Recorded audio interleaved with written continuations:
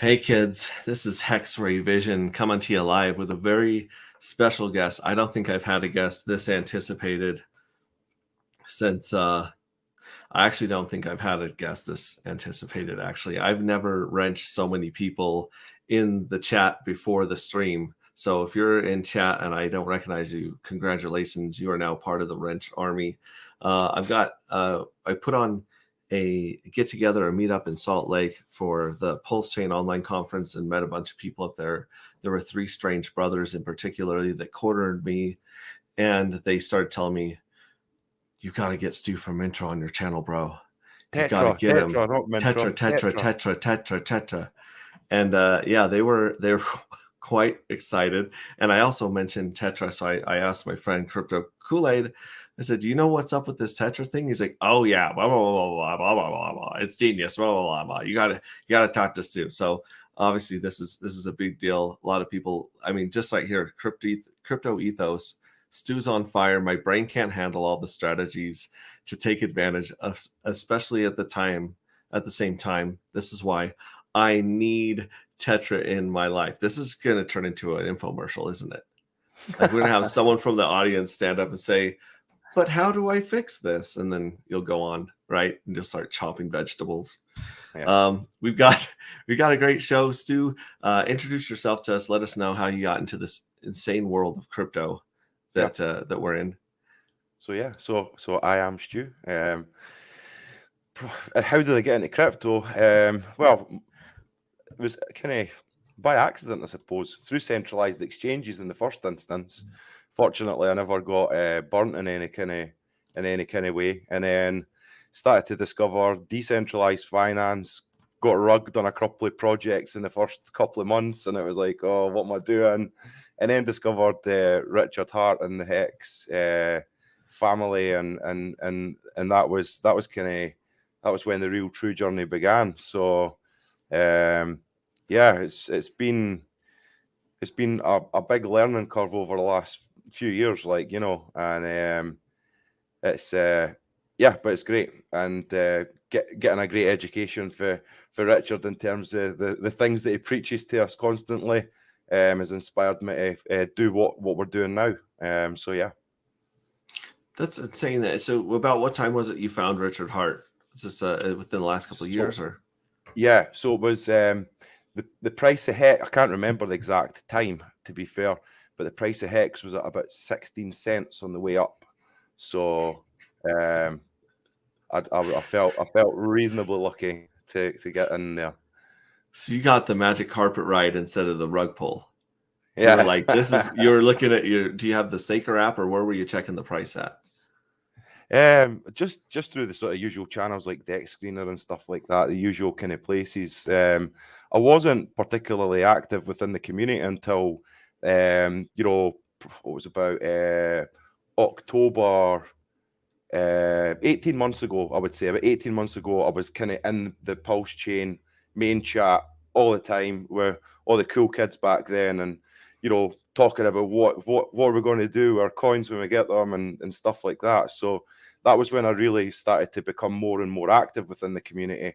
Yeah, again, great fun, great learning experience, and so many great guys over there at the time as well. So and here we are, still waiting, right? Right, and some of those Telegram groups like Pulse and Hex, it's like drinking from a fire hose. You go, like, you'll go back the next day, it'll be like, "Oh, you've got 14,000 unread messages in this thread," and you're like, "Oh, okay." Yeah. I'm not going to be able to keep up with that unless I'm in there all day long, or as I'm searching certain people's posts, right? That's it, yeah. And you must have I spent most of my time in the voice chat over there, you know, and it was great. It was like every day for months and months and months. It spent so much time in that chat and met so many great people. Awesome. And you must have a background in technical or IT or computers, because this Tetra sounds, from what I've heard, it sounds like it's got quite a bit going on for it. For instance, someone here in chat said, Neil for T-shares, Hexkin says, as Google is to the internet, Tetra will be to cryptocurrency. And then Red Squirrel says exactly, Neil, we can't comprehend yet the impact Tetra will have. And so what was going through your head when you came up with the idea for Tetra, and what Yeah, problem you're trying to solve, or what you're trying to bring to the market? sure. Well, just to touch on the first point that you made there, which is my background. So I do come from a traditional software background. I'm a qualified architect. That's my trade, if you like, and worked in the construction industry and seen a gap in the market for a design tool that was drag and drop easy. It solved so many problems. It broke down barriers of entry for guys at a sales level that could put together technical drawings, right? So we conquered the UK market with that. We built the system, conquered the UK market, took it to Europe. We had about 800 manufacturers from the UK and Europe as part of our database, and all the products in there, and everybody running up and down the country, and all over Europe using this system. And we then started to move into the US market and sold out to our only competitor across the pond, and then came to work for them for about a year and a half as vice president of the company there. And then I had like quite a bit of time on my hands to do stuff that I wanted after that. So that was kind of when I started getting into learning more about crypto and things like that. But yeah, so I went to night school to learn how to program. I already knew how to script and stuff like that, right? But I basically taught myself how to program. Hired a graduate developer straight fresh out of university, and says, right, we need to build this, so let's do it. And we did it, and that was an absolute labor of love. But so I've taken a lot of the skills that I've had in business and software development and applying them to this space, and we came up with the idea for Tetra. Before we had a sacrifice for reflection, which is still going to be part of the ecosystem, and we can talk about that later. But at that time, I wanted to build a strategy tool, a strategy building tool, and we had some technical obstacles that we weren't really able to overcome at the time, and so we went ahead and we had a sacrifice for a much more diluted idea, which was reflection, which was effectively just a token that you could buy, you could stake it, but the key is that you could earn rewards in any other PRC20, because we were going to exclusively launch on Pulse Chain. And then obviously because of the delays and stuff, I was granted more time with the project, and to mature the idea of what Tetra was going to be, and crack some of the nuts that needed to be done to actually make it work. And that's how we got to where we are. So we're probably about 30% of the way through development for Tetra, and it is a strategy building tool. It's a drag and drop strategy building tool, DeFi automation tool. You never need to hand over your coins to the protocol. You always keep your own keys. It's a truly decentralized product that helps to facilitate DeFi. Our tagline is automate your DeFi, and that's in essence what it is. So anything that you can manually do transactions wise on the blockchain, you're going to be able to automate it with Tetra. So when you guys say automate, I mean, excuse me, we us crypto nerds have all been to people's websites and diagrams where someone like Crypto Sloth will take the Hedron and Icosa and What's and you'll just see like these loops of ways that you can compound your interest and keep it going. Brisology famously calls it I think he calls it the crypto centipede, like the human centipede, where nothing ever goes out. It's just like this crazy like ball of insane interest that just grows and grows and grows massively. Yeah. And so you look at these and you think, man, this is going to take a lot of work, because you got to like set it on your calendar. You got to go through and do all of the functions yourself. And Exactly. it's awesome that it exists for us, because a lot of things haven't existed for regular everyday people in finance like this. but at the same time, you can get lost in the maze. You can get lost in the process. And so it sounds like this was designed to automate that, make that more user-friendly. Is this kind of close to some of the ideas that you guys were working on in the construction industry that kind of like led to, hey, why don't we make this easier? Absolutely, it was indeed. I mean, from the tool that we built before, the traditional software design system that it was like an estimating system. It was a 3D design visualization. You could drag and drop and design in 2D, but it would automatically generate a 3D composition of the layouts, right? And that was just like a single click exercise. So it was opening up this ability to be able to allow anybody to appreciate a space like basically instantaneously. So it broke down the barriers of entry to be able to do some of this kind of stuff. And at that point, even at that time, if you know, before what we built came along, if you wanted to have a 3D render of an internal space, you'd need to go and hire a graphic designer, a 3D artist, and have them come up with, you know, create the whole thing from scratch in Blender or 3D Studio Max or whatever it was that they used, and charge an absolute fortune for it, right? So we kind of made that easy for people to be able to do it themselves from a sales perspective, from just being able to kind of pull that amount of data together in one design was really quite revolutionary. And it also fulfilled the requirements, a government mandate that was brought out into the UK for building information modeling at that time. So, I was part of steering groups that were, basically writing the book on the government legislation and I was building a software platform in the background that basically solved the problem for people to make sure that they conformed to this legislation as well as all this other cool stuff. So, yes, I mean, there's definitely a lot of comparisons in terms of what we did in the past and in terms of what it is that we're trying to do now with Tetra. And it is just making it easier for people to interact on the blockchain. But yes, you're right in what you're saying. These strategies that guys put together, it's all fantastic, and 90% of people are looking at that and saying, yeah, I'm going to do that strategy, or I'm going to do his strategy. But then I don't think anybody actually realized that when it comes to executing this stuff, you're going to need to be sitting in front of your computer 24/7, waiting for the price to reach that point, or praying to God that you're not going to get liquidated with your loan. If you're over collateralized and the price starts to crash, you could be sleeping and you lose everything, right?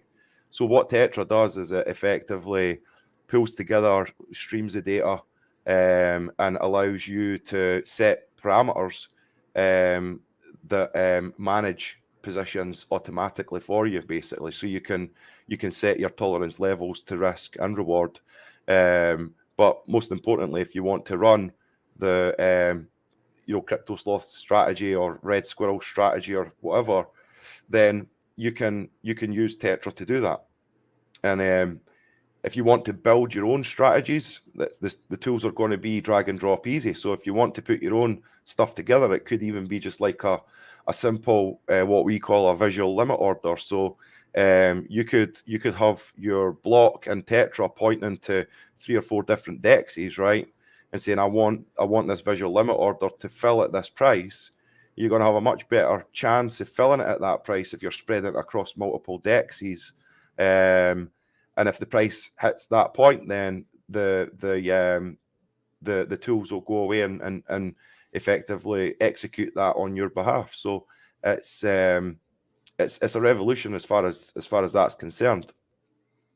That's awesome. Are you thinking about starting with just one ecosystem or one product and branching out, or how do you make this interoperable with several different smart contracts? Yeah, so this was one of the nuts that we had to crack that I was telling you about earlier.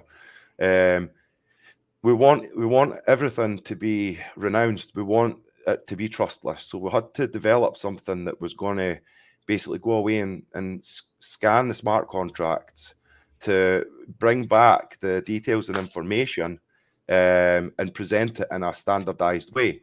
So for example, right, here's a good example. If you go to Etherscan right now, and you take a look at a contract, you can see that there's all the different fields available for inputting information. You can actually interact with that contract directly through those fields on Etherscan, right? Well, nobody does that normally. So it's a similar kind of thing. Like what we've done is we've developed a way where you can basically put in a contract address. It'll scan that contract, and it'll come back with all the parameters and all the different functions that you can execute on that contract, and present it in Tetra in a standardized way. So then if you go and scan another contract, it's part of the same strategy, right? Then all the different parameters and fields become available for that one as well. So these then become variables and options. So you can plug all this stuff together and basically make what looks like those flow charts, but you're setting the parameters. So, step one is when Hedron reaches this price, then buy a bunch, then go and stake it, right? And then when you get the yield, have it loop round and do something else, right? So you can program all of that into a strategy, and it can be as simple or as complex as you want. So say, for instance, you have a hex stake coming out on a certain date. You have your staked ICOSA or Hedron set to a certain date to unlock.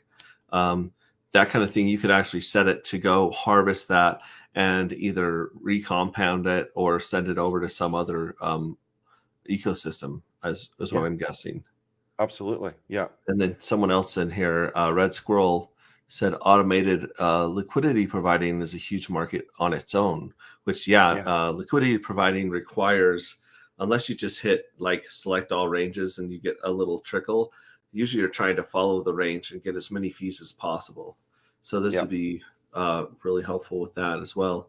How does the gas fees work? Yeah, so if you're on this is going to be on Pulse Chain, so you would just have to make sure, I'm guessing, that you have enough Pulse Chain in the wallet that you're using. Yeah, so we have a strategy wallet, which is effectively your own smart contract, if you like, that deploys to the blockchain, and you hold the keys to that through your own Metamask, right? So all you're basically doing is you fill up. So we are going to be launching on Pulse Chain, but we're going to be going live on Ethereum as well. And we think we might be live on Ethereum before Pulse Chain launches, but we don't know when Pulse Chain is going to launch, so I can't be sure about that. But we're going to be launching on Ethereum first. And in terms of the gas fees, so whatever the gas token is on the network, you just fill up that smart contract with the gas fee token that's going to cover your gas for your transactions, which you would need to pay for anyway if you were doing it manually, right? And then there is a cost, a very small percentage cost based on the value of the transactions that are delivered back to the protocol for fees in terms of fees to use the system. So holding some stable coins and holding some gas in that strategy wallet allows for it to execute the steps within the strategy. Wow, cool. TB Bishop's asking the most important question is, are you a Celtics or a Rangers man? I'll be honest. Well, you guys call it soccer, but we call it football. I'm not a massive football man. I like rugby. I'm a rugby fan. So international. Who are the teams that you follow in rugby? Mostly international. To be honest, I've not got the time for sport. I had a pretty clear choice when I was at high school that I could either go down the sport route or I could, spend all that time learning music. So I was a music guy, not a sports guy. So yeah. Cool. Mr. Monty Fontaine says it's one of those I can't believe no one's done this yet ideas. Really interesting. Yeah, it would definitely be nice to have something like this already on Ethereum. Obviously, we don't know when Pulse is going to come out. I'm hoping it's in the next 3 to 6 months personally. But do you guys have an idea when you might be able to launch on Ethereum based on your progress and the nuts that still need cracking? Yeah, of course. So we've got, so we're looking at around about 4.5 to 5 months where we're going to have a closed beta period, and that'll be for we've got a group called the Strategy Guild, which is made up of guys like Red Squirrel, Crypto Sloths in there. There's a whole bunch of other people like Galaxy Brain guys that build these strategies. So they cannot wait to get their hands on Tetra. So they're going to be among the first to play with it and give us some feedback. And then, so once we've kind of finished that closed beta, we'll go into a public beta. And I'm hoping that we'll be at version 1 fully live on Ethereum before the end of the summer this year. Awesome. So hopefully you said the end of this year, meaning before Q4 or before 2024, which should be a pretty interesting time in the market, especially depending on how close we are to the Bitcoin halving and how many outrageous lies the politicians are telling to get reelected around that time too. So awesome.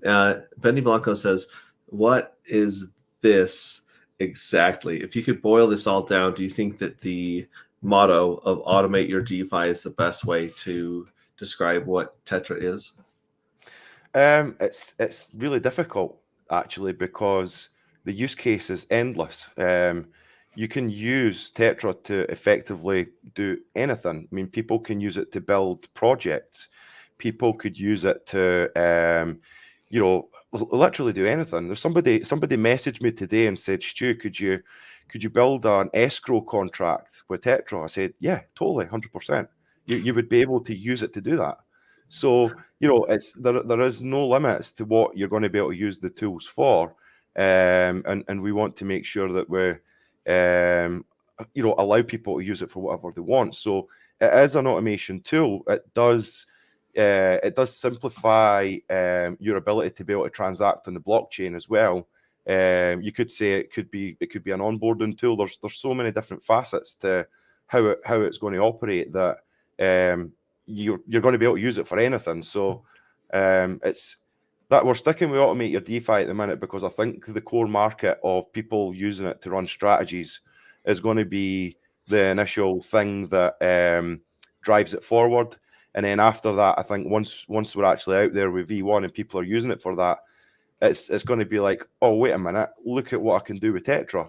Look at this, right? And then suddenly there becomes all of this discussion around the things that you can do with Tetra. So it's going to be exciting to see what people do in fact use it for.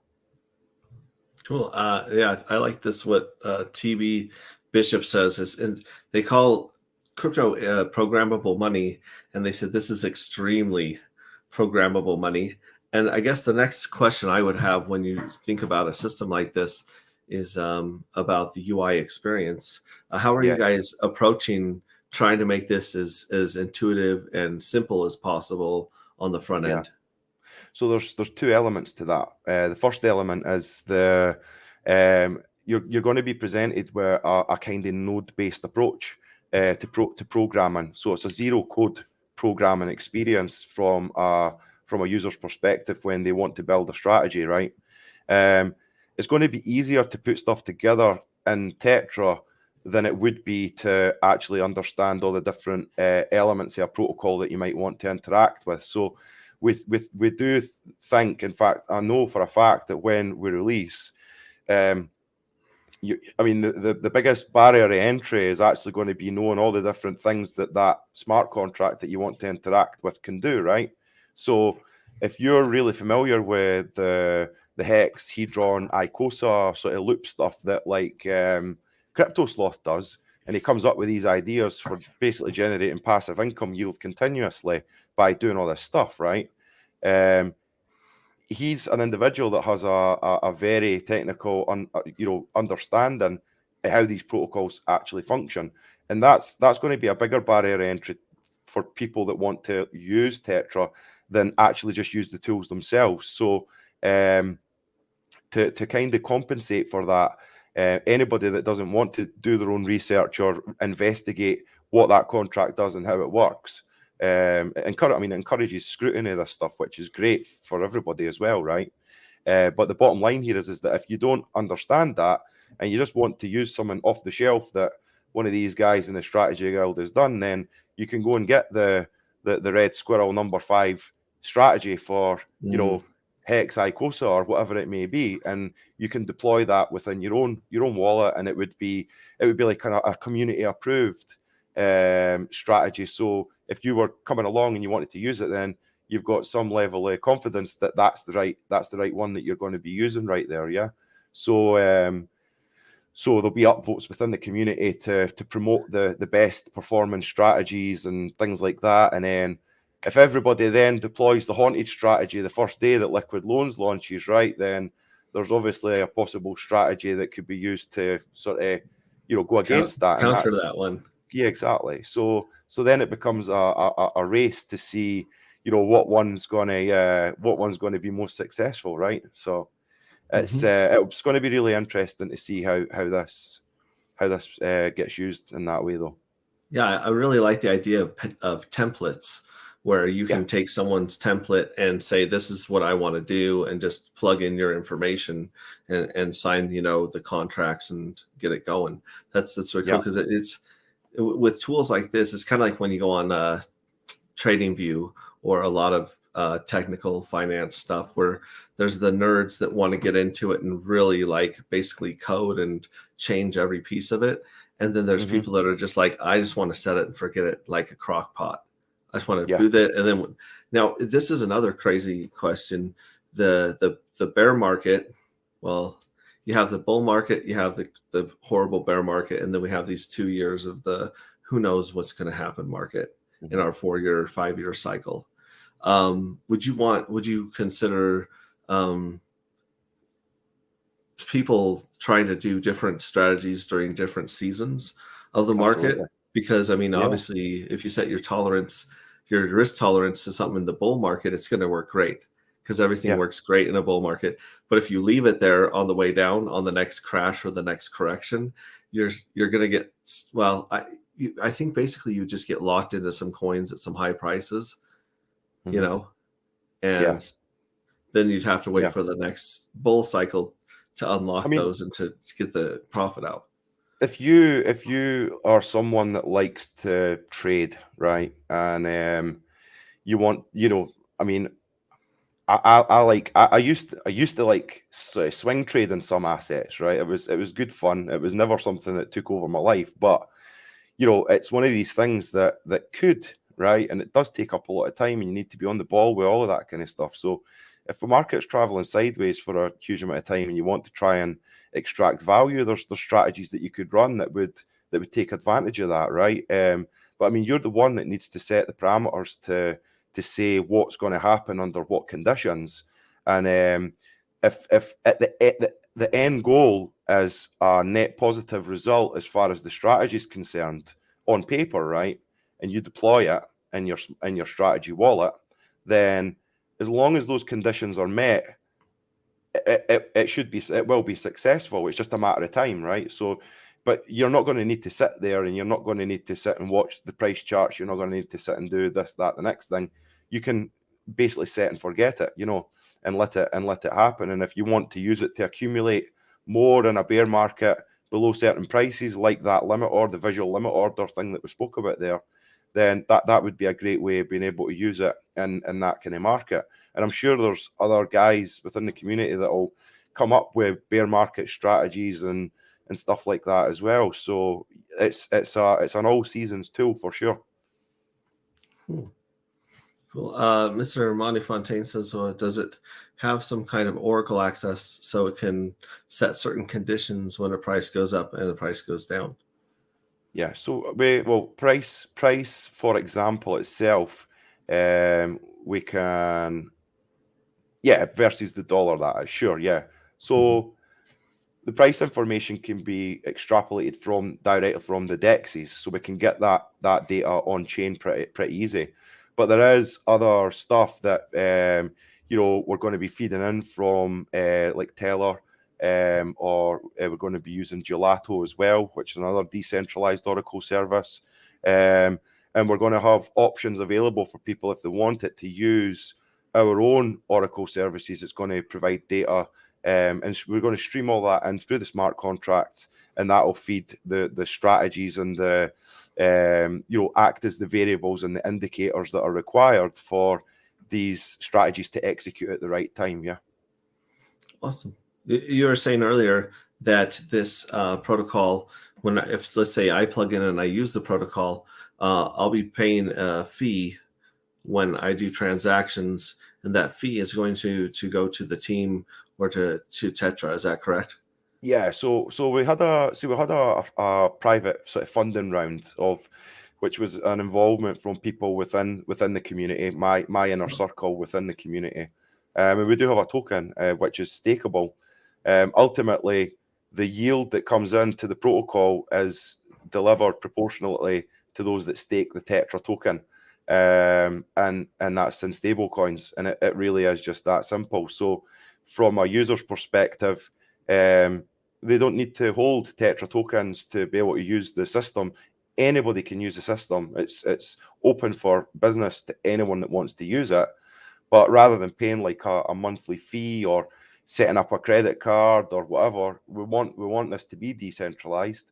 So it's on a pay per use basis, and we're looking at like 0.5%, very small numbers. So 50 cents and within $100 of transaction value would be returned to the protocol and delivered to stakers of the Tetra token. And there will be a Tetra token. Yeah. And what can I do with the Tetra token? Simply just stake it. It's a token that represents your share in the protocol. So we had a fundraising round that was used to get the funds that we need to develop this, and that group represents the 20% share of the total available tokens. The protocol itself will have 30%, which will never be sold. It'll be locked to never be sold, and will simply only receive the fees for the protocol that will be used to run the protocol and for profit as well, obviously. And then the other 50% is available to anybody that wants to get involved in the two precursory protocols that we've got. So we've got R1 refraction that launches on the 17th of February, and that is just a straightforward staking protocol. You're going to be able to burn that to get R2, which was the reflection protocol that we spoke about. So I'm fulfilling my obligations to that sacrifice set as well. And ultimately, you can burn that R2 token to get Tetra, and that's the only way that you're going to be able to get Tetra tokens within the ecosystem on Ethereum if you want them. And I mean, ultimately, what I want to do is I want to promote what Tetra can do. I want to promote the things that it's going to allow people to like automate their DeFi, right? Okay, and run these strategies. Holding the token is secondary to all of that. If you want to use the protocol, we're going to give the community a bunch of tools that they're going to be able to use that is among the cheapest in terms of fees anywhere on any network to basically use that, take advantage of it. TB Bish, before I get into that question, you said 20% of it went to the sacrificers for the first round of fundraising, correct? Yes. And then you said 30% went where? Or 30% is allocated to the protocol. So there's going to be a team. There is a team behind the scenes that are going to be continuously developing and moving forward, especially the front end and things like that. We're going to be reaching out to other protocols as well. We really want to grow this as a blockchain business. Oh, I've just figured out what WP stands for. Is there a white paper out? Yes, it's on the Tetra.win website. All the information's over there, and we've got backlinks to the R1 and R2 protocols as well. So everything's online, get a look and join us in our Telegram if anybody's got any questions after the stream and stuff as well. So, yeah. Okay, great. Now, is there a total supply of the token, or is it inflated to pay the stakers? There's no inflation. There's no deflation. The tokens simply represent the shares within the protocol. So if you hold 1% of the percentage is actually more important, and the token price is completely irrelevant, because if the protocol as in Tetra gets the traction that we expect that it will get, and we get mass adoption, that would be fantastic. Then the fees that are generated through usage of the system are basically paid as continuous dividends, if you like, to those that hold and stake Tetra tokens. So there's no need for it to be deflationary. There's no need for it to be inflationary. It's a fixed supply, and if you hold it, you have an entitlement to a slice of the fees. It's that simple. Do you guys have a total supply amount decided on? Yeah, all three protocols have that information published, and if you just give me a second, I'll tell you what the total supply for Tetra is. Is basically 12.5 billion tokens for Tetra. And yeah. then you said there was an R2 token. R2, yep. So the R2 tokens are, just bring it up, 6.2 billion. And then the R1 token is 1.25 billion. So effectively, R1 represents roughly 10% of the total supply for Tetra. But the cool thing is that if the price at R1 goes up in value when you burn it for R2, it's going to be done on a dollar value rate. So when those tokens are burned, you get it as a dollar rate plus 10% if you burn your R1 to get R2. So there's an incentive at each step of the way to basically move through the ecosystem.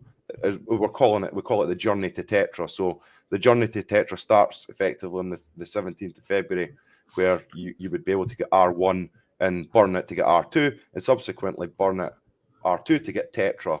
But that is the only way. So unless a founder decides to put up liquidity before like the burns start to happen, or people start to burn it and then put their own tokens up for liquidity, there's no other way that you're going to be able to get Tetra tokens. So the R2 are the first ones out that are basically the fundraising round. Is that correct? Is that the right way to look at R1? No, because all of the money that is raised through the token sales, I mean, it's straight on the DEX anyway, so it just goes into the liquidity pool. Any liquidity that's generated at this stage through R1 is transferred through the protocols automatically when these tokens get burned. So the liquidity stays within the ecosystem. We're not using any of the funds that are generated from R1 or burning it for R2. That stays with the protocols, with the ecosystems. We as a team we've got the funds now that we need to finish the development on Tetra. So this is anybody else that wants to get involved. They've got an opportunity to get involved if they choose to, or they can just wait till Tetra comes out and use the tools, and that's cool as well. Okay, maybe I'm just not understanding what the difference is between R1, R2. Does R1 become part of the total Tetra supply eventually? Through burning it, yeah. So ultimately, when you burn the R1 tokens, you receive R2 tokens in return at a 10% bonus, and it's based on a dollar rate value, right? Mm-hmm. So if you were to swap your R1 tokens on a DEX, you would just get the dollar value as a swap, right? But if you physically burn the tokens, which naturally makes R1 like highly hyper deflationary, right? You get a 10% bonus in R2 if you burn them, and then the liquidity gets automatically redeployed into the R2 protocol. So when you then get your R2 tokens, you can do what you want. You can stake them, you can sell them, you can burn them and get Tetra, and then the same thing happens. You get a 10% bonus, and the liquidity gets redeployed from R2 into Tetra. So it's an opportunity for us to onboard more people into the system to spread news. It's going to be great to have a great chart in R1 especially, I think, to be able to help us to promote this in the future as well. So it's yeah, it's a good opportunity for people that want to get involved if they wish. So if I burn R2 tokens for Tetra, is there a bonus there as well, like there was when you burnt R1 for R2? Yeah, there's always an incentive to move forward in the ecosystem to the next stage, and it's at 10% on each. 10% bonus there. And you said that on the 17th of February, that's when you'll be able to get the R2 tokens? R1 goes live on the 17th of February, and then we will have R2 and Tetra will go live simultaneously at the same time. So when probably when the public beta goes live, that's when we could release the tokens whenever we want. You just wouldn't be able to stake them, but we would have the release of the tokens at the time when staking is available. So so you can stake R1 tokens? Yeah. And what would you return? What would you receive as return for staking R1s? Just more R1. So it's a really straightforward, and it's not inflationary because the pre-mint takes into account the total value that would be delivered to those that stake. So the longest staking pool will be on the end date of the first staking pool, which will be the longest staking pool, will be coinciding around about the time when R2 launches. So you'll be able to take your yield and you can burn that to basically get even more R2 tokens. So people would be definitely encouraged to stake. And yeah, all that information's on the website as well, obviously. What is the first, what's the length of the first staking pool? I shall tell you. Let's have a look. And I've seen a couple other questions I want to get to them, but I'm trying to finish this idea out and have it make sense in my head. So I appreciate everyone's patience. And while you're looking that up, I'm going to give some shout outs here. We got Red Squirrel, who's answering questions really well in the chat. We got Peso Dude, who is one of the people that cornered me in Salt Lake and freaked out about getting you on. So shout out to Peso Dude. We got Phil, Crypto Ethos, Maine, Benjamin 369, and a lot of you guys are now part of the wrench army. So check your little pocket. You'll probably find a nice wrench there. Mr. Montefontaine, Neil for T-shares, and of course Adam from Viber Finance. He's everywhere. He's very, very supportive. Good dude. Yup K in the house. TB Bishop, who is someone who I've also believe I've knighted him with a wrench today. Yep, he's wrenching pretty good. And let's see who else here. We also have Big GZ in the house. Good to see you. And Ebonics Lover. He was also asking about ranges and Celtics. Someone here was talking about the Munsters, and I assume that was talking here. Respect, I'm a Munster man. I'm guessing that's a rugby reference. The Munsters. So, yeah. Either that or he likes the cheese. And then we also have Benny Blanco. Thank you for contributing and asking questions. He's here for the cliff notes. He's like, give it to me. Escatar, who is also one of my good friends that I met in real life. That was great. So just a shout out to all you guys in here. I really appreciate you showing up and asking questions, bringing all this stuff into here. So now, you know what? It looks like Johnny Rocket says 210 days. Did he beat you to the punch? So basically, the longest staking pool is going to be 210 days, which is effectively like 7 months, right? So we expect. So I gave some timelines there on obviously development and to get to the public beta and the closed beta and stuff like that. So we want the longest staking pool to be ending around about the same time as when the system goes live in that respect. Then what happens is that every 30 days thereafter, a new staking pool will become available. So 30 days after the first pool, which is 210 days, a 180-day pool becomes available. And then another 30 days on, there's a 150-day pool available. Now, each of these pools will have a limited capacity that can be staked in them. There'll be a fixed percentage interest as a return. So that's how you know you're going to hit that amount of 1.2 billion, is because that's factored in working backwards from the amount that can be paid on each of these pools. Precisely. So we want fixed amounts, but then it becomes deflationary in itself because people that buy this, I mean, I'm going to basically say, don't buy R1 unless you want to get Tetra tokens, right? Because it's really clear as to how the protocol works and what it's going to do, and there's going to be automatically redeployed liquidity. So anybody that ever wants to sell will always have the ability to burn it and sell it on the R2 side. If everybody, and you were the last man standing, holding your R1 tokens, like, well, I want to sell them. It's like, oh, where's all the liquidity went? It's in the R2 pool, so you can still burn it. You get the 10%.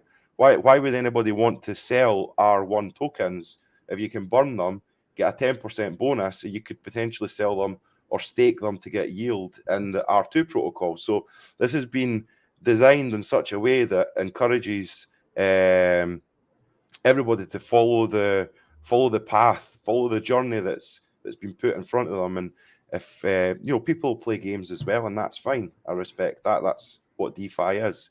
But if you're really interested in Tetra and want to be part of the bigger picture, then there's some infographics on the website that make it really easy to show you what you need to do. So it kind of lays out like the alpha or the game theory is like, look, this is how the game was designed to be played. And if you play it this way, you'll probably be fairly well off as far as the final token amount. And then also, so the 10% bonus is on top of the interest that you would make from staking. So if you staked your R1 for 210 days, you get the interest. And then if you burn that, you get 10% on top of the interest as well. Exactly. Yeah. Okay. Awesome. TEB Bishops asks, are they setting first LP pool? Yeah. So yes, there's an intention to create the first pool to get things going. The price will be set at pretty much close to zero. But just need to wait and see. It's going to be fine. It's going to be fine. And you said that the sacrifice phase is already over for the R1s. Yeah. Is that correct? There was no sacrifice for R1. There was a sacrifice for reflection R2. That was over months and months ago.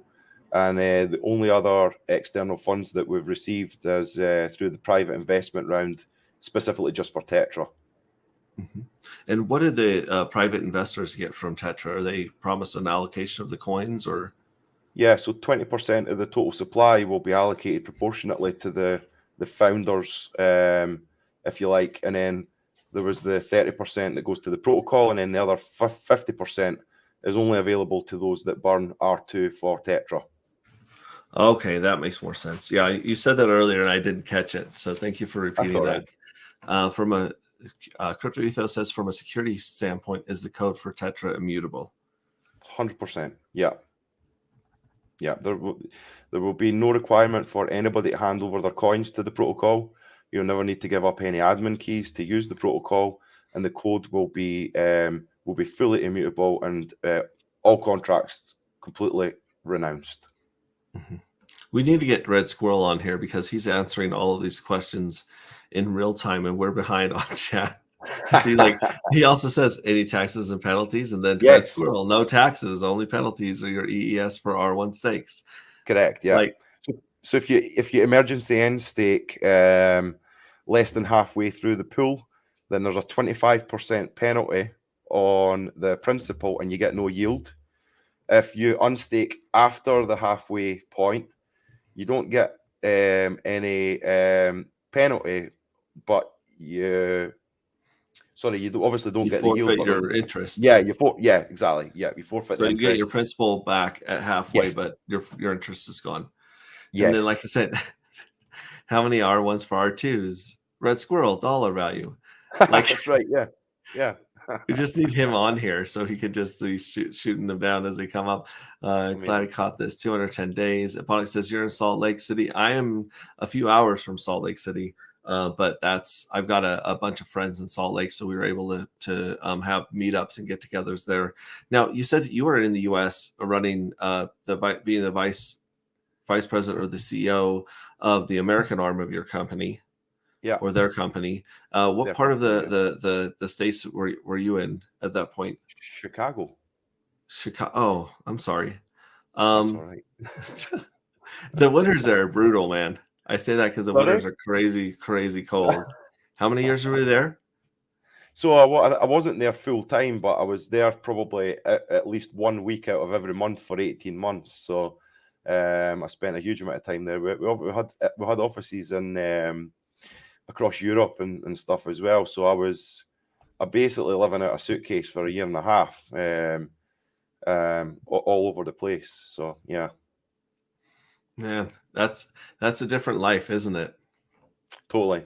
And I've got a young family as well, so the contract was kind of fixed in terms of what I needed to do to hand over to those guys, and they were paying me a great salary. And if I'd been older in life and not had the young family, I probably would have done it for a lot longer. But it just it never suited me to continue doing that. So yeah, I'd done my bit, and I was happy to walk away at that point.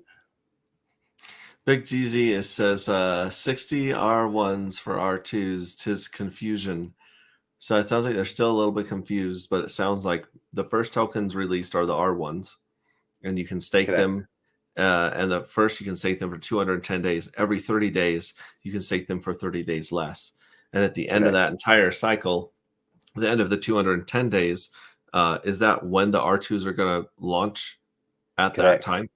Okay, so the Exactly. R2s will launch at that time.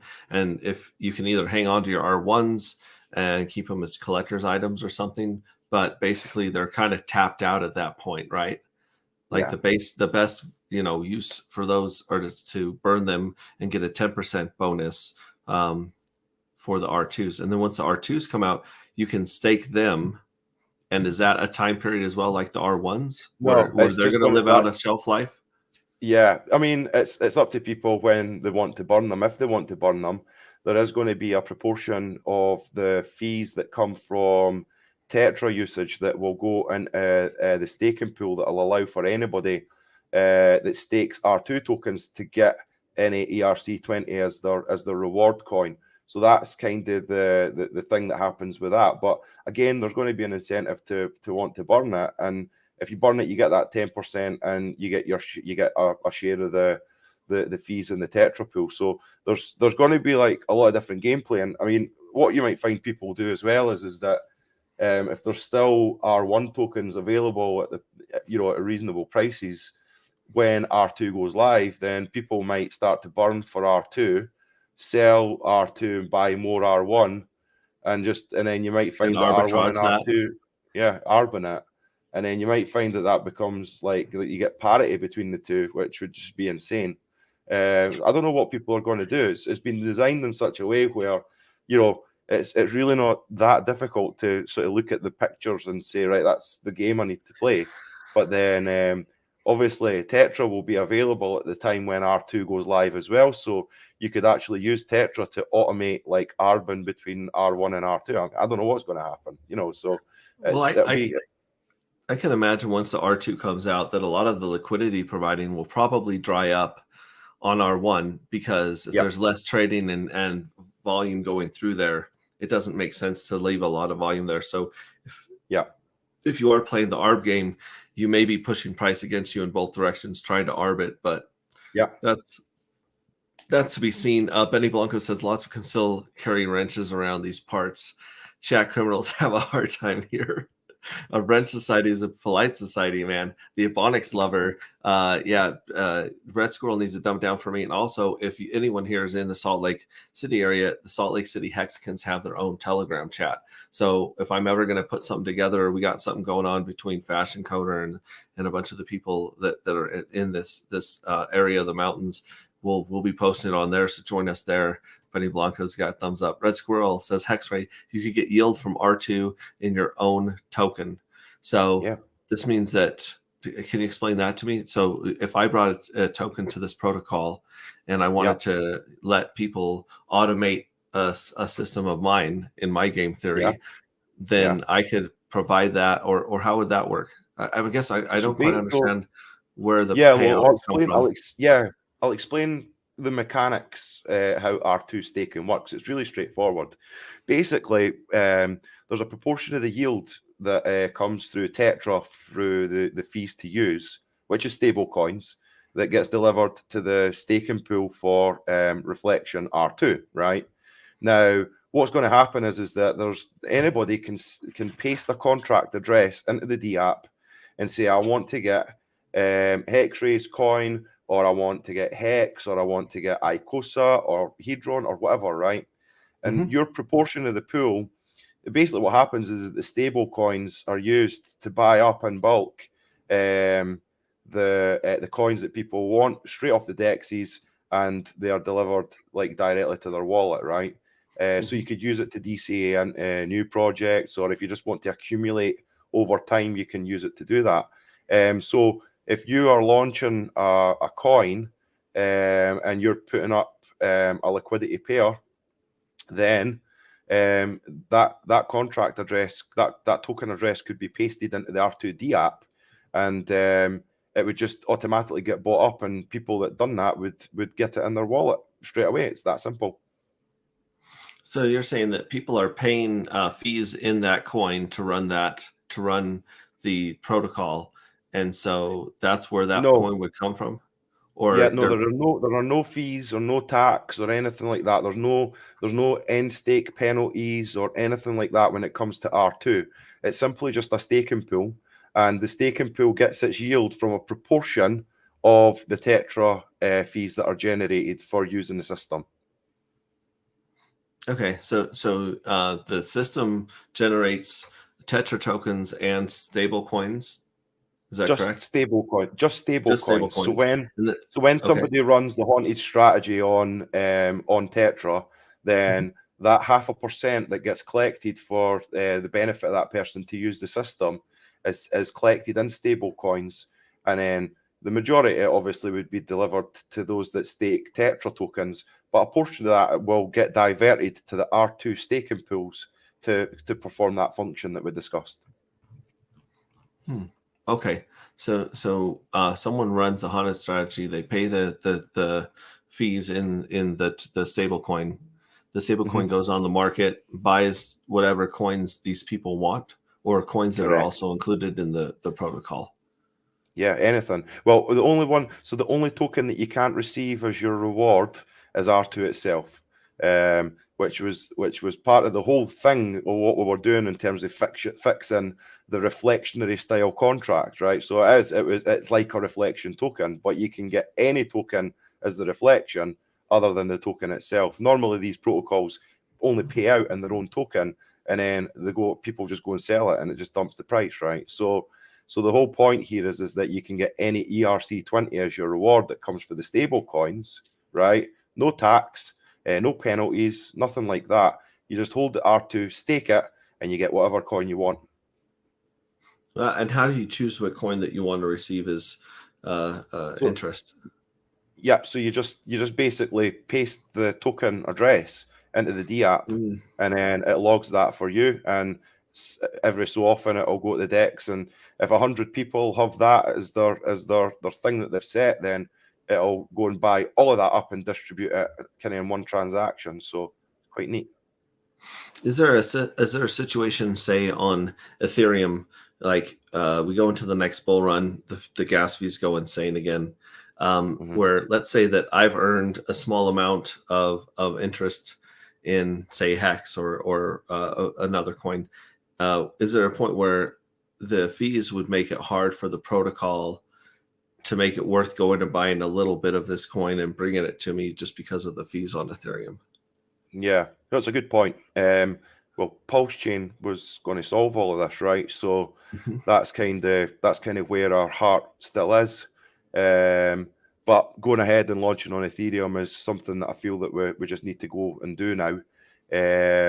So the fees are what they are, and everybody's had to suffer with that for all of this time up to now anyway. So it could be that a month's worth of yield could be less than what it actually costs to execute the transaction, right? But that's the whole network that suffers that, not just us, right?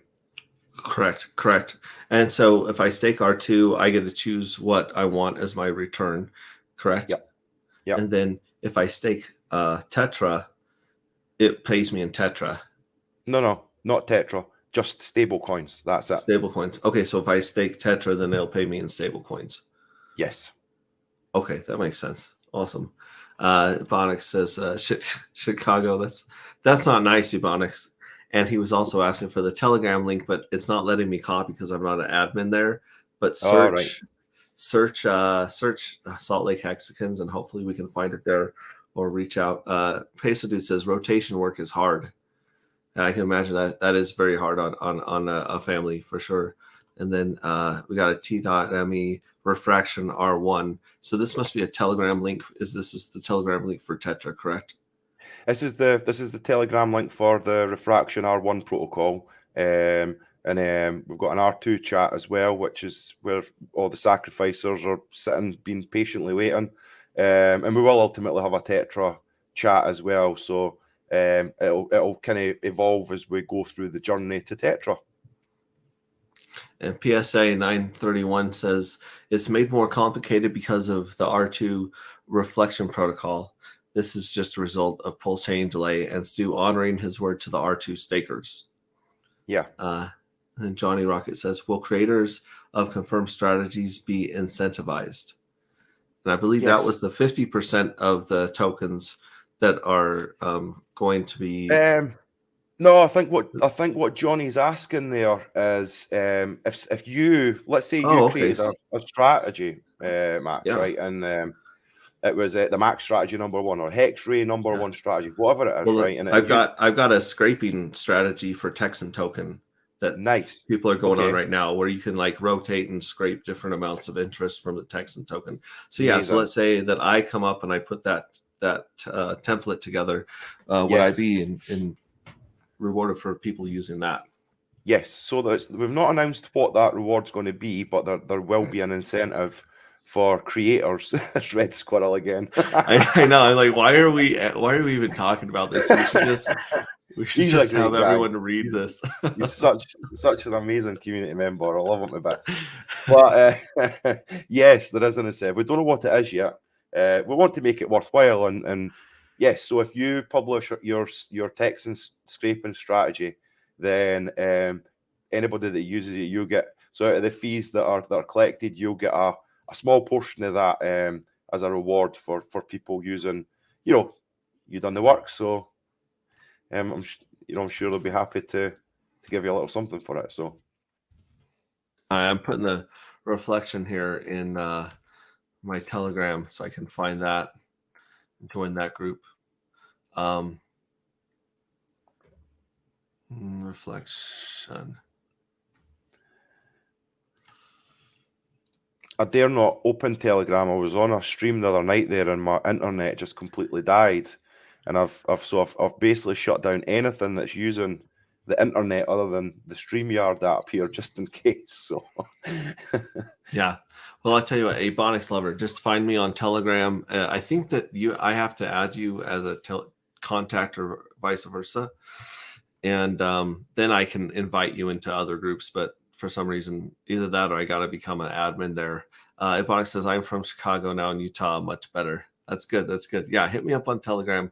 TB says the sack is over. I believe so. Yeah. Well, why did I answer? Why did you answer? We got Red Squirrel here. The sack is long gone. Oh, let's answer some questions now.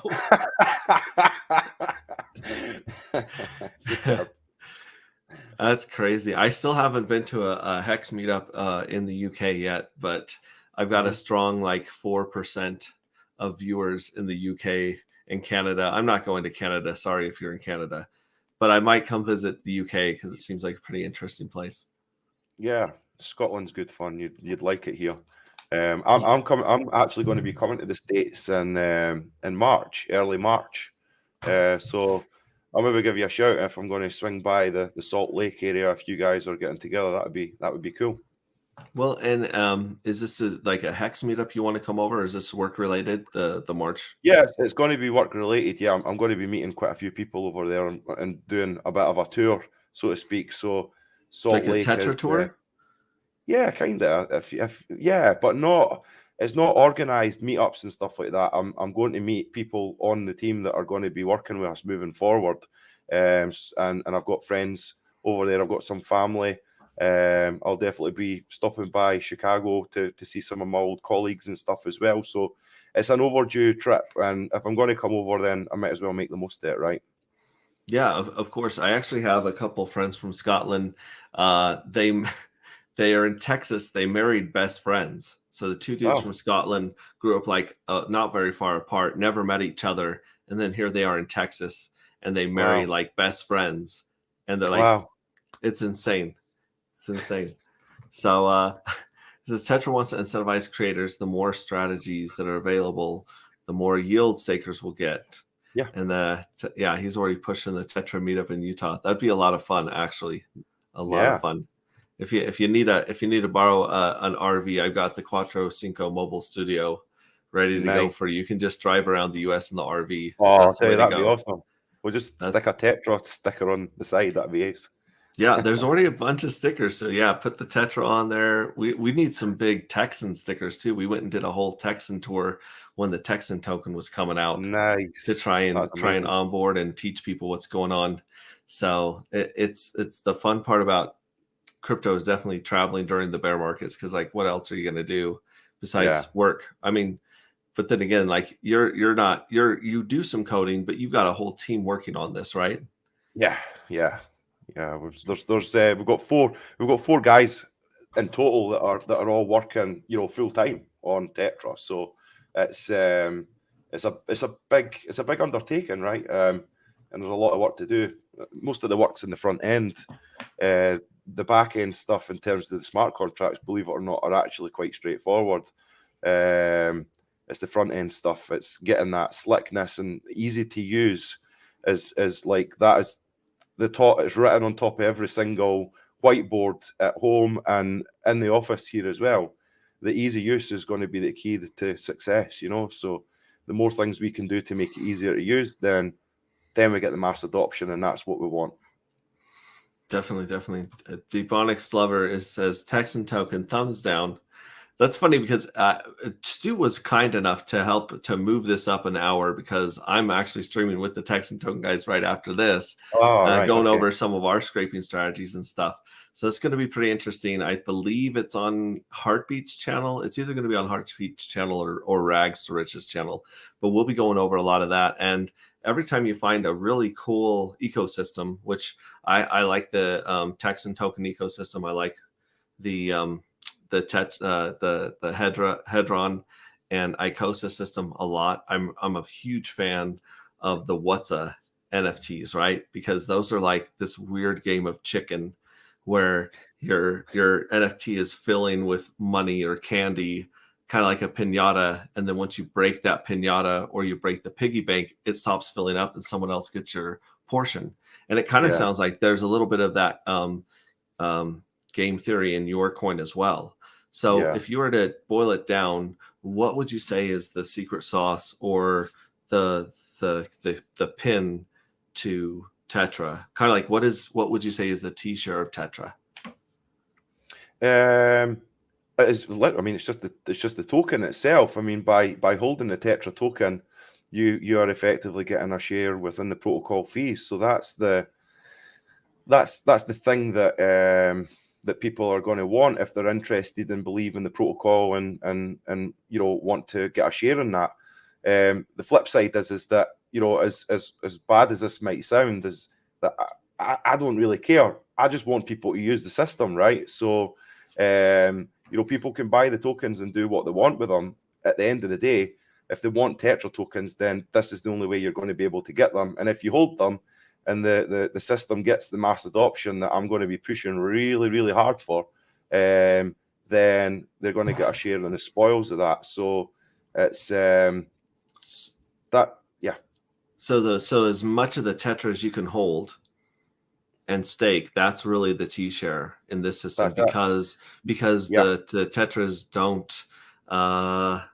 don't inflate. No, don't deflate. They're just a static supply, and each Tetra token represents a share of the percentage of the yield from the protocol if you stake it. It's that simple. Mm-hmm. That makes sense. Bonix Lover says Texan token for some, certainly not for brown folks native to this continent. I can't speak to that because I'm not a brown folk native to the continent. Benny says skin color is irrelevant. And yeah, I think the skin color is irrelevant, but everyone has a different take on the TNM. I like anyone who's searching for more freedom and sovereignty in their life, whether it's a group of people or not. In fact, I think we should have 7 to 8 billion governments in this world where each person really is their own government and makes their own choices. That's my little That'd be anarchist great. rant. Everyone Jim, could just use Chat GPT to make the right decisions. That would solve all the problems, I think. Jim Rat Crypto in the house. How you doing, buddy? I just hit the gym this morning, so it's good to see you here. He says this is the second video he's seen in 24 hours, and I can't wait to see Hexray Texan scrape Mosaic. There we go. He says I gotta hit the books. Thanks, Hexray, as always. You bet. Torrens in the house. Riches is streaming now about your ladder, Hexray. Well, there we go. I must be missing the party. So if you guys want to check that out, that's going on. Tin Top's in the house. May Tetra imply 3 is 3 a message intended to be sent? No, not really. No, I don't think so. Anyway, Ebonic says there's three protocols, I suppose, if you like. So that could tally up with that. Ebonic says that the color is totally irrelevant to the racists. Peso Dude says Jim Rat Crypto, it's right up your alley. Some love for Torn and Tin Top. Then Martin Luther King. This is great. I'm really glad we opened race relations on this talk. We've got he says let's stick to tokenomics. I gotta say, I understand tokenomics a lot better than race relations. So yeah. But I really do like the song from In Vogue from the 90s, if that's anything. We've got so much going on here, and what's the next time that we need to get to? Well, first of all, let me go over this really quickly. We got my cute little crypto scavenger hunt. If you guys want some free money, then we've got let me change this to @Tetra.win. So you guys just started a Twitter handle, Tetra.win, on Twitter. So what we'd like to do is we want to get this Tetra. We want to get up to 500 followers. That's a goal for our crypto scavenger hunt. So every time we hit a goal, we're going to release a seed word, and whoever gets those 12 seed words the first gets to go in and scoop up $200 of USDC that's just sitting in a cute little wallet.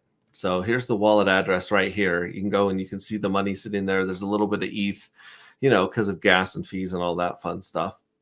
And then we're going to add this to my website, hexrayvisioncrypto.com. If you go there, you can see all of the different people that we're working with within the community and what their goals are. So go there and subscribe to a bunch of people's channels, give them the likes, the follows. Some of them have some interesting and strange goals, but we're here for whatever people want to do. We're here to support them. And so that's definitely something you guys can do to help Stu and support the community is go to Tetra.win on Twitter and give him a follow and share and get that ball rolling, because we need a bunch of people following him there so he can get the word out there. Other than that, when would be a really good time to get you back here and update us on what's going on? Would we want to wait until the 17th of February? Well, that's really soon. I might actually not that's be in soon, town. Yeah, that's 10 days from now. I think probably maybe in about a month or something like that, maybe 6 weeks time. I think we're going to have a lot more visual content by that point in terms of like what user interfaces look like for Tetra. Probably more people coming out with strategies. We might have a V3 test net, so there's probably going to be quite a lot of stuff to talk about then. So yeah, that would be good. Okay, yeah. So we'll get together after that when we're in the R2. How's that sound? Sounds perfect. I'm being beckoned to Miami, Florida around that time, and with how cold and snowy it is up here, it's very tempting that I head down to Florida during that time. But when I get back, we definitely should continue talking about this, because this is really what crypto needs. Crypto needs ease of use, and it needs a front end where people don't even know what's going on the back end. Like for instance, the internet. If you go buy something on Amazon, or you watch a TV show on Netflix, or you send an email, you have no idea all the protocols and all the jargon and all the settings and switches and transactions that are going on behind the surface. Because if you had to do that, no one would use the internet for what it's used for today. And the reason that I believe that the reason that crypto isn't to that point after 10 years is because we're swimming against the tide, and we're challenging banks and governments and very powerful people that have used the position of middlemen to take advantage of us. So it's not going to be easy, and there's not a lot of incentive for these rich, powerful people to make crypto easy to use. And so it's really up to people like us. And I really appreciate the fact that you have the personality where you don't sit around and wait for someone to do something that you want done. You do it yourself. And that's what this whole community is about, is let's build something that people can use. Let's build something that makes life better for other people and better for ourselves. Exactly. So. Yeah. I want Tetra as soon as possible. I want to be able to use it as well and take advantage of the tools that are going to be there. So yeah, it's a labor of love for sure. Awesome. It says, let's see here. We've got, okay, so still the racist things going on in the chat. That's fun. It's uplifting. People are racist against gingers. I don't think that's a race. They do have a lot of redheads up there in Scotland and Ireland still, don't they? Yeah, we do. Or no, have they all moved away? I don't know. I've not seen one for a while, actually. We have a question that Red Squirrel hasn't answered yet, and it is, how do you get the coin if the sack's over? So the only way, so there's going to be liquidity available for R2, and you can buy R1 and burn it to get R2. So if you miss the sacrifice, then R1 is the next available opportunity to get into the protocol and the ecosystem. And you're going to be able to buy R2 when it hits the market as well, or you can burn R1 and get a bonus in R2. So if the price of R1 is starting at like pretty much zero, then it might be a good point to get into the ecosystem. And then Torrance says, I'm having a hard time finding good info. Where's the best place? Well, the first place we want you to go right now is Tetra.win on Twitter, and give him a follow there. And then also Red Squirrel has this Telegram right here, which is T.me refraction. It's just reflection. Just pronounced reflection. Yeah. So that's the R2 Telegram chat. Definitely go to the website. So you got Tetra.win, and then there's all the backlinks in there for the other protocols like refraction.win and then reflection.win. Links to the Telegram.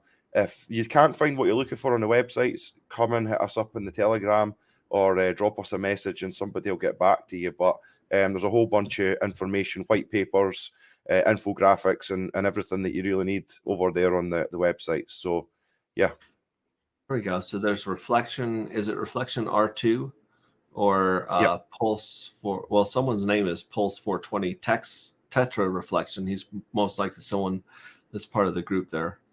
But I think the easiest way to kind of describe it all is just go to Tetra.win as the website, and then you can go to the ecosystem links on the left or the drop-down menu if you're on a mobile, and then you've got backlinks to the R1 and R2 protocols as well. So that's a good place to start, because there's most information on the Tetra website, and then you can go back the way and see what information exists over on the other websites as well, and just conduct your research.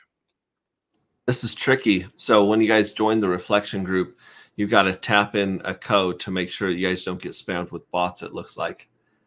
But I've just joined there, and and I appreciate you sharing the stream in that group too. So that's probably where we got a lot of these people.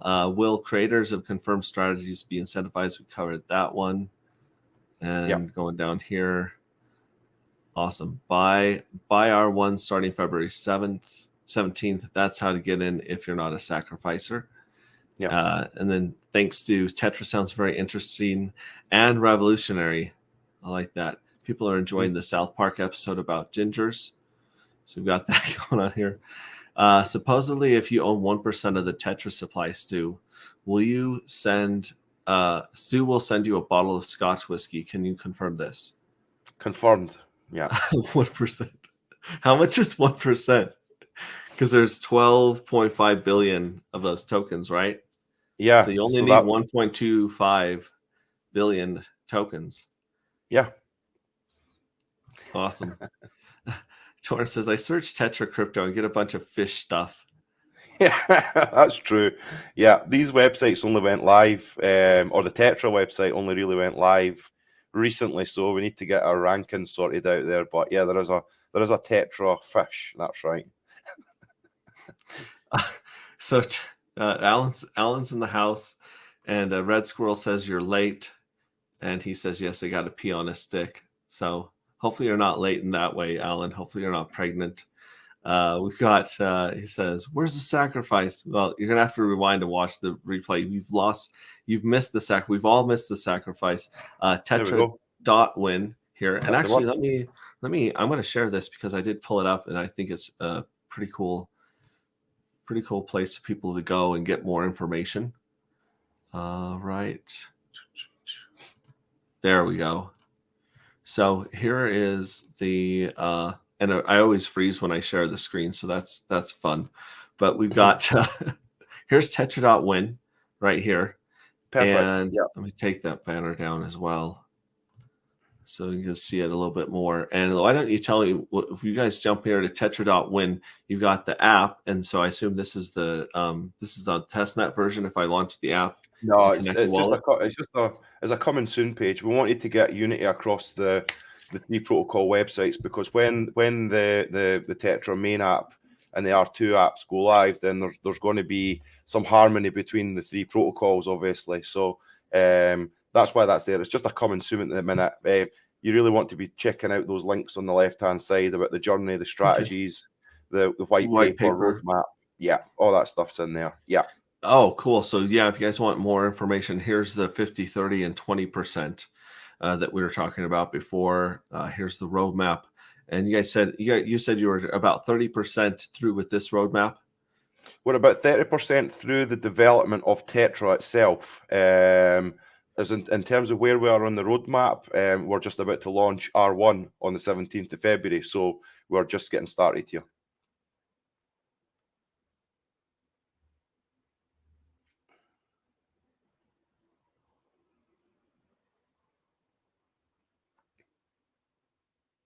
Actually, I think I can't hear you. I don't know if you're lost a connection or if it's me. There we go. Sorry, I had it muted for a second. Yeah, so Alan says we missed a sacrifice. FOMO by day one. Perfect. No way I'm getting wrecked with that strategy. And then let's see here. At the poker table, they call me Benny Binko because I always find miracle cards when I need them. And he says, we got a good shot at a fair deal 7th of February by the sound of it. Yeah. Yeah, definitely. Still early. Johnny Rocket says, sing to a Stu, show us your talent. Time. Yeah, maybe next Do you like singing? Yeah, sometimes. I've not got as much time recently, but yeah, I do. I play piano, play guitar, sing a bit. I'm sure there's some videos circulating in the Telegram chat somewhere of me playing stuff. Don't know. That's awesome. No singing tonight. Yeah, so go here to Tetra.win. Follow him at TetraWin on Twitter. And wow, this is great. The guys in Salt Lake were all sweaty and crazy and bizarre, like that dude from It's Always Sunny in Philadelphia. They're like, so there's this protocol, and then you put your stuff in there, and it automated. It makes everything easy. It makes everything easy. And I was like, take a breath, calm down. I'll talk to Stu if he'll have me. So again, Stu has the voice of a Pulsican, the voice of a Pulsican. But yeah, I want to say thanks for taking this time. I know like I was out of town, then you were under the weather, and you've got a lot going on. So the fact that you were able to move this up for me to, I'm still missing a stream, I guess, but that's okay because I'm learning a lot here, and I appreciate it. And we're gonna we're going to take this information and share it. Hopefully we'll get our editor on this and he'll chop this into some good bite-sized pieces that people are more likely to watch than a 1.5 hour stream. Yeah. And we can do a whole section on racism. That's really up a real lifting conversation. I'm kidding. But seriously, we'll be putting these bite-sized bits out there, hopefully, and then maybe we can get some shorts out of them, because the shorts are where everyone picks up little nuggets and little bite-sized pieces. Yeah. There's just, like I said, there's so much going on right now. To keep up with everything is impossible. Yeah. So thank you for coming here and explaining this to us on a basic level, and a little bit deeper as how the tokenomics work and what its purpose is, and some of the things we can look forward to in the future. Obviously, no expectations of work from others, but when you can deliver something based on the Richard Hart principles, where you're not trusting a middleman, every time you do that, an angel gets its wings. Like, it makes the world a better place. TV's asking any Gaelic. Do you speak Gaelic? Does anyone speak Gaelic? No. Some people in Scotland do still speak Gaelic. There are places especially on the islands and stuff like that, they do. But no, it's kind of long gone, really. Right, but if you faked it, none of us would know. Because none of us speak. You could make up sounds and tell us it means something, and we would just believe you. We're so far removed. Yeah, I'm not going to do that. Well, these guys said it sounds really good. Thank you very much for the info. I don't know, fortunately or unfortunately for you, most of my guests have not watched a full stream of mine, but when we get to the end, we like to do this thing called the awkward wave goodbye, where basically I want you to go back into your most insecure moment in life and pretend that you're waving to someone that you've maybe got a crush on. So I'm going to turn on a little bit of music here, and as it grows, I want you to look into the camera and do the most awkward wave goodbye to our audience that you can muster. And if you look at me, you're going to crack up. If I look at you, you're going to crack up. So just stare into the camera. Don't look at the screen. Stare to the camera with a look of fear, insecurity, and doubt. Good old FUD from middle school years, and just wave at that crush.